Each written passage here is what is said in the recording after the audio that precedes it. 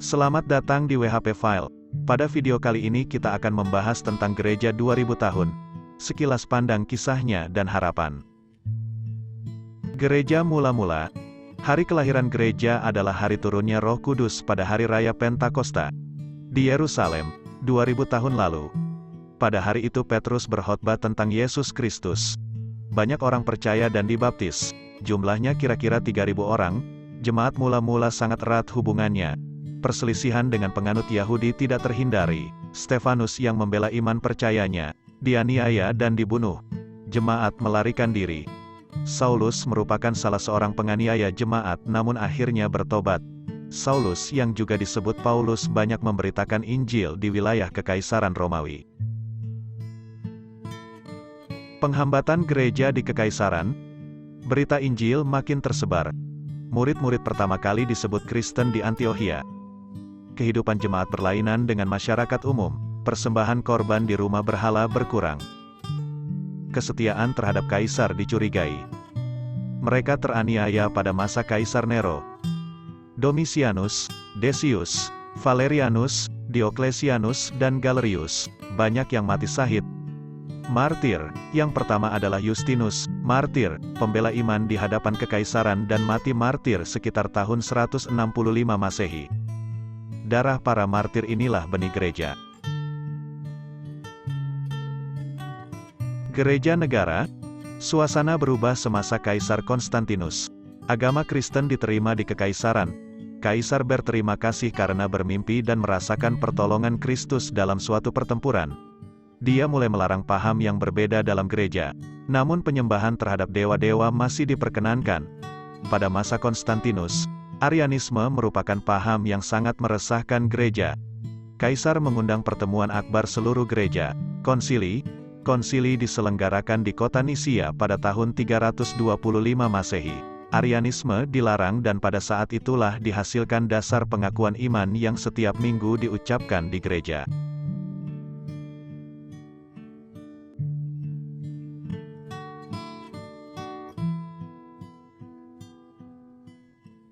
Gereja menjadi gereja negara resminya pada masa Kaisar Theodosius. Kaisar sebagai kepala gereja. Penyembahan terhadap dewa-dewa sama sekali dilarang. Paham gereja haruslah sesuai dengan paham gereja negara. Apabila ada pertikaian, penyelesaiannya melalui konsili. Konsili Halsedon adalah yang paling berdampak terhadap perpisahan gereja pada tahun 451 Masehi. Gereja Armenia, Syria, Yakobit dan Nestorian, Mesir, Koptik, dan Abesinia memisahkan diri dari gereja negara. Gereja yang memisahkan diri ini perkembangannya terhambat pada saat kebangkitan Islam abad ke-7. Gereja Katolik Roma dan Katolik Greka, Ortodoks. Gereja di Kekaisaran pada awalnya adalah satu. Disebut Gereja Katolik Lama. Belakangan semakin terasa adanya perbedaan Gereja Timur dengan Gereja Barat. Gereja Timur berkiblat ke pimpinan gereja, Patriark, Konstantinopel. Gereja Barat berkiblat ke pimpinan Gereja Roma, Paus. Dalam hal bahasa, Gereja Timur berbahasa Yunani, Gereja Barat berbahasa Latin. Hari-hari raya keagamaan juga berbeda. Gereja Katolik, Lama, masih bersatu sampai Konsili ke-7, Okumenis, pada tahun 787 Masehi di Nisia. Perpisahan, skisma, terjadi tahun 1054 Masehi. Gereja Barat disebut Gereja Katolik Roma. Gereja Timur disebut Gereja Katolik Greka atau Gereja Ortodoks. Gereja Protestan dan beberapa aliran gereja. Reformasi gereja berawal dari Martin Luther, seorang rahib Gereja Katolik Roma. Pada tanggal 31 Oktober tahun 1517 dia memakukan sehelai kertas di depan pintu gereja Wittenberg, Jerman. Berisi 95 dalil pandangannya yang berbeda dengan gereja. Pendukungnya banyak dan berdirilah gereja Protestan yang terpisah dari Gereja Katolik Roma. Berbagai aliran dalam gereja yang terpisah dari Gereja Katolik Roma adalah aliran Lutheran, Calvinis, Reform, Presbyterian, Anglikan, Menonit, Baptis, Metodis, Pentakostal, Karismatik, Injili, Evangelikal, Bala Keselamatan, dan beberapa lainnya. Yahudi Mesianik. Aliran ini belakangan baru terdengar. Yahudi Messianic Jewish, adalah orang Yahudi yang percaya kepada Yesus, Yeshua, sebagai Mesia. Sampai saat ini yang percaya kepada Yeshua belum sampai 1%.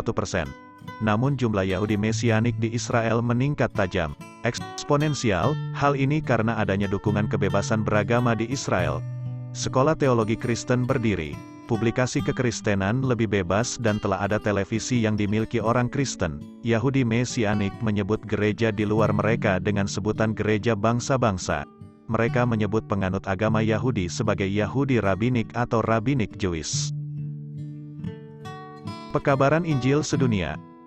Pekabaran Injil sedunia berhasil. Penduduk dunia terbesar adalah beragama Kristen. Pekabaran Injil sedunia awalnya dominan oleh Katolik Roma dan Protestan. Gereja Ortodoks terhambat oleh pemerintahan komunis di Rusia dan pemerintahan Islam di Timur Tengah. Belakangan setelah dunia semakin stabil, selepas Perang Dunia seluruh aliran gereja turut melakukan pekabaran Injil. Yang spektakuler adalah oleh Pentakosta sampai di mana Pentakosta disebut kekuatan ketiga dalam kekristenan di samping Katolik Roma dan Protestan. Dunia semakin beradab. Kehadiran gereja membuat dunia semakin beradab. Sebelumnya, sepertiga jumlah penduduk di Kekaisaran Romawi adalah budak. Pembunuhan terhadap anak-anak adalah biasa sebagai persembahan kepada dewa, atau karena cacat, atau karena miskin. Pertarungan saling membunuh, gladiator, adalah tontonan resmi. Kehadiran gereja menghentikannya dan mengubah semua. Sejak Konsili Nisia, Kaisar memerintahkan di mana ada gereja, di situ harus ada rumah sakit. Ajaran Kristen mengubah hati sehingga tatanan sosial berubah menjadi lebih beradab. Banyak yang berbelas kasih kepada kaum miskin. Kehidupan jemaat saling membantu, saling mengasihi. Sebelumnya kehidupan dingin, tidak ramah dan saling membantai. Perguruan tinggi kenamaan di dunia didirikan oleh orang Kristen seperti Oxford, Cambridge, Harvard, Yale, Princeton dan sebagainya. Perekonomian di Eropa berkembang pesat karena adanya etos kerja Kristen. Gereja sebagai garam dan terang telah berperan membuat dunia semakin beradab. Bagaimanakah gereja ke depan? Gereja ke depan, melihat tanda. Yesus menjawab para muridnya sewaktu ditanya tentang tanda hari kesudahan. Jawab Yesus kepada mereka, "Waspadalah supaya jangan ada orang yang menyesatkan kamu. Dan banyak orang akan murtad dan mereka akan saling menyerahkan dan saling membenci. Banyak nabi palsu akan muncul dan menyesatkan banyak orang.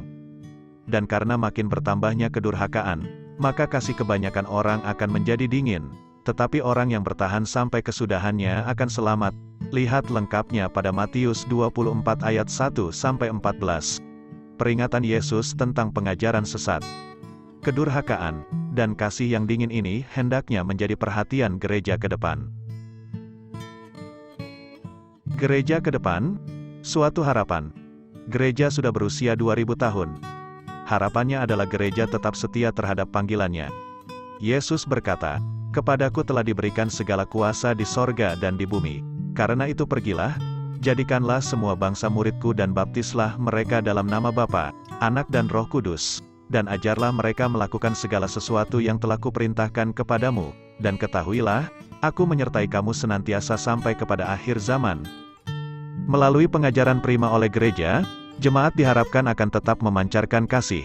Imannya tetap teguh melawan ajaran sesat, dan kelak dapat bertahan sampai pada hari kesudahan. Sumber penulisan. Terima kasih, sampai jumpa di video WHP file berikutnya.